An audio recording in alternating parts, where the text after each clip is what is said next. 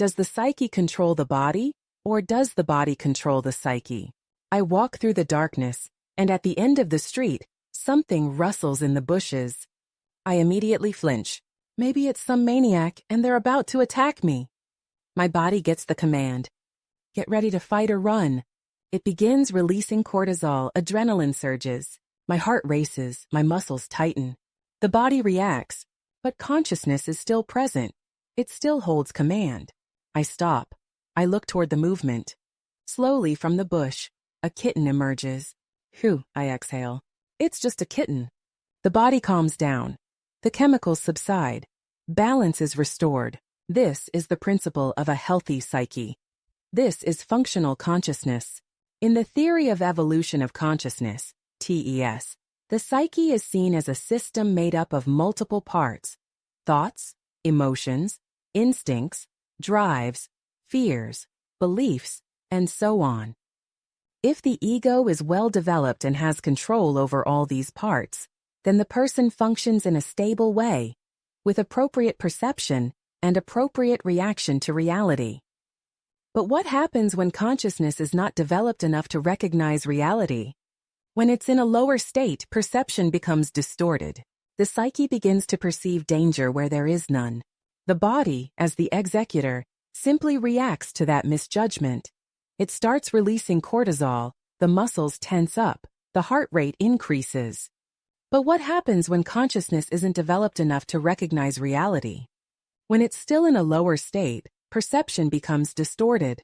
The psyche begins to perceive danger where there is none. The body, as the executor, simply responds to that misjudgment. Cortisol is triggered, the muscles tighten, the heart speeds up. But here's the key point. The body doesn't create fear. The body only reacts to the command. Fear is born in the psyche as a result of how reality is perceived. If perception is objective and rational, the body will deactivate the response. If not, the body will continue reacting as if the danger is real. Modern psychology and psychiatry often promote the idea of a so-called closed loop between the body and the psyche. They claim one influences the other, and so we can't really say what's cause and what's effect. At first glance, this sounds logical, almost convincing. But if we look more deeply into how human beings actually function, it becomes clear that this loop isn't a mutual relationship at all. What we really have is a feedback system. Something initiates first, and the other responds. Take temperature, for example. It changes the physical state of water, freezing it or turning it into steam. But does water change temperature? Not really, except momentarily, and only in a limited area. The true driver is always temperature. It's the same with the psyche and the body. The psyche is the initiator. It sends the signal. The body simply responds. When someone experiences a panic attack, the body doesn't start it on its own. On the contrary, it's the psyche that misinterprets reality and sends a signal that there is danger. The body just follows the command. And once the heart races, sweating begins, breathing becomes difficult. If the psyche isn't aware of what's happening, it will become afraid of its own bodily reactions. That's when the so-called loop begins to spin. But that loop is an illusion.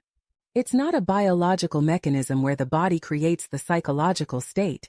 It's the psyche that initiates, and the body that obeys. This is where modern psychiatry makes a critical mistake. It believes that by influencing the body, using medication, it can calm or even fix the psyche. They'll tell you, since the body and psyche are in a loop, if we calm the body, the psyche will follow. But what's really happening? The body is being lied to. It's sent a signal that everything's fine, while the psyche remains trapped in confusion. Instead of allowing the psyche to confront reality and evolve, the opposite happens. The body and brain are sedated, and with them, the channels through which consciousness expresses itself. The problem appears to be solved, but in truth, the psyche hasn't been given the chance to face itself. The unconscious parts of the psyche remain unprocessed and uncontrolled. Its development is placed on hold, benefiting those around the person more than the person themselves. Their connection to the psyche and consciousness is cut off. They begin to function on autopilot. So, what can we conclude? the body does not act on the psyche. When consciousness withdraws from the body, such as during sleep or unconsciousness, the body continues to function on its own. But it does not think, it does not fear, it does not doubt. It breathes, it digests, it maintains basic processes, but without awareness. Only when consciousness sends a signal, like during a dream involving danger, does the body react. It's not the body that initiates fear. It only responds when consciousness tells it something is frightening. The body is an instrument, not the composer. And the composer is always consciousness. Every true transformation begins there. Let us know in the comments. Have you ever felt trapped in fear created by your own thoughts? And if yes, what helped you break free?